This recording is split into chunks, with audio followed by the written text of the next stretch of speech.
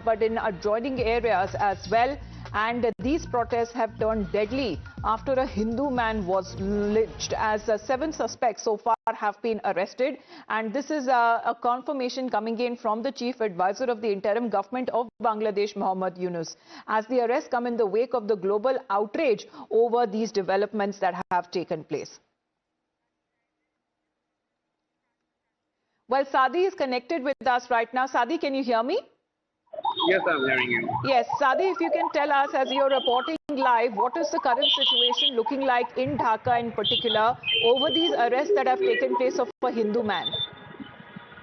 Well, after some incidents happened, the Hadi state, one of the revolutionaries of Bangladesh, after the incident, there are a lot of violence in Bangladesh, and the government is completely taking steps. They're investigating the situations, and some of the people are arrested for the total issue.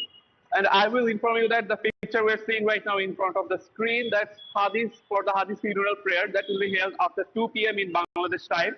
And I can see behind me, there's a lot of people that are marching towards Hadi's funeral prayer.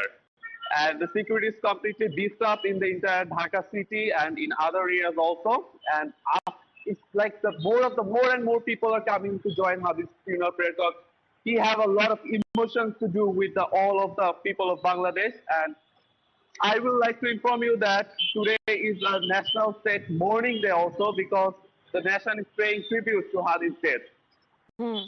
But Sadi, what about the Hindu man who has been lynched? There were serious charges that were being leveled. What is being said that apparently there were false charges of blasphemy as to this man having been unfortunately lynched. That has led to a lot of outrage. How many people are we getting to know have been arrested? As per we know, 7 suspects has been arrested for the incidents, and cops and the investigation institutions, they are completely investigating the situation. And as we know, it was a very brutal attack, and the people they got angry and they conducted a very violent terms in the total situation. And government is taking action for them. They are arresting the people. All right, we have a breaking update, Sadi, that is now coming in because you're reporting from Dhaka. And you said that the funeral will happen of the youth leader, Hadi's funeral, as far as when it comes to his mortal remains that were brought in from Singapore, where he was airlifted for treatment. But what was being said that Mohammad Yunus himself is likely to attend Hadi's funeral. The funeral prayers that will happen at the Bangladesh Parliament. People can be seen entering the Parliament building compound. There is a lot of security that has been also imposed when it comes to the security on Osman Hadi, but the prayer will be held at the Western Plaza of the Parliament. Sadi, if you can tell us about the funeral that would take place of Hadi in a short while from now, and will Mohammad Yunus himself attend? Well, as from the post of the chief advisor, he showed that the press wing has confirmed there will be no drones will be flying when the prayer will be held. So actually, this is a symbol that maybe the chief advisor and the most of the statesmen, like the army chiefs and the military chiefs and the other higher officials, they will be attending the funeral. That's what we believe, and the security is completely beefed up. So it's a symbol. He can attend there. Right, but how? Yes, go on. Yeah. And there's a lot of people there going. I can see a rally in every 5 minutes. They're going to the Parliament building for the funeral.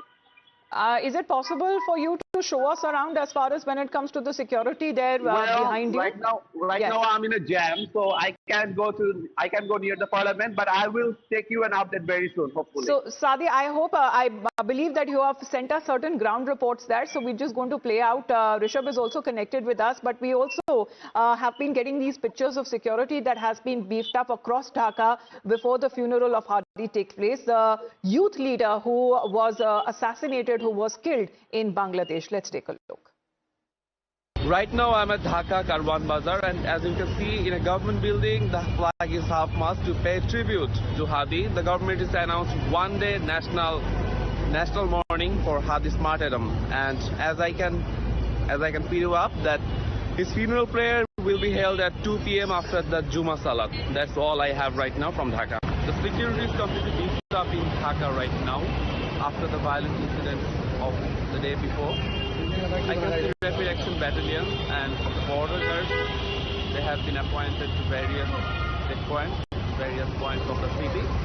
And as I can inform you that Sharif Osman Hadi's funeral prayer will be held after 2 p.m. inside the Parliament building. That's everything from Dhaka right now. Sadi, as far as the situation there, is it now under control? What is being said that the army was called in because there were a lot of protests and violent protests. I believe we've just lost that connection, but Rishabh is also with us right now. Rishabh, we have seen the developments that have taken place in Bangladesh a little too late as far as the action on ground that can be seen. Well, definitely. See, Amita, what we are given to understand right now, what's happening and what's unfolding in Bangladesh, the violence on the street continues. And as Sadiq was also pointing out, that rallies after rallies are now moving toward the Parliament Street, where in the avenue, the last riots or the namaz janaza for Hadi would be taking place at around 2 p.m. local, which is 2:30 our time. Now, the major thing is, will Yunus government be able to curtail the whole violence that has unleashed on the streets of Dhaka? As of now, more or less, the Yunus government and the security forces of Bangladesh have failed to do so. But now all eyes on Yunus government, that whether before the elections, this whole mayhem that has been unleashed on the streets of Bangladesh, one Hindu man was lynched, Indian High Commission and Assistant Commission were attacked, protest marches and threats to Indian diplomats are all over the place. And now, if things go haywire from here, whether Bangladesh will be able to hold its national elections in the month of February or not is again a million-dollar question. So all eyes now on Yunus government and the administration to see whether things will get better from here on or not. Well, situation still continues to remain tense and volatile that we are reporting, and Times Now is there in Dhaka getting you those pictures just ahead of the funeral meeting or this prayer meeting that will happen of the youth leader Osman Hadi, who was killed in Bangladesh. But upon his killing, we have seen widespread violence that has been reported in different regions. Akansha, help us understand. Taslima Nasreen has also waded into the controversy that has now come in. What's been happening, especially in the last 1 year in Bangladesh? Absolutely. Let me take you through what she has posted on social media. This is Taslima Nasreen, who's a Bangladeshi author in exile. Deepu Chandra Das worked at a factory in this area. He was a poor labourer. One day a Muslim co-worker wanted to punish him over some trivial matter. So in the middle of the crowd, he announced that Deepu had made a derogatory remark against Prophet Muhammad. That was enough. Frenzied followers of Prophet pounced on Deepu like hyenas and began to tear him apart. Eventually, the police rescued him and took him into custody, meaning that Deepu was already under protection. Deepu then told the police what had happened, stated that he was innocent and he had made no comments whatsoever about Prophet Muhammad, and that it was all a conspiracy by the co-worker. The police did not go after the co-worker. Many among the police harbor a fondness for jihad. Was it in the excess of this jihadist zeal that they threw Deepu back to those fanatics? Or did jihadist militants shove the police aside and take Deepu out of the station?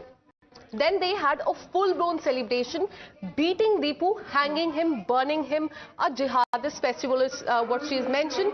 Deepu Chandra Das was the sole breadwinner of the family. With this earning, his disabled father, mother and wife and child survived. What will happen to them now? Who will help the relatives? Who will bring the mad murderers to justice? Deepu's family doesn't even have the money to flee to India to escape the hands of these jihadists. The poor may have none. They have no country left. Well, she's been quite vocal and critical of the current interim government there as far as the kind of instability that has now been witnessed across Bangladesh in this last 1 year. A Hindu man having been lynched. Imagine not being safe even in a police station, how he was dragged out, and these extremely disturbing pictures that came in from Bangladesh. We'll be getting more ground reports there. Akansha, thank you very much. As Rishabh continues to be with us,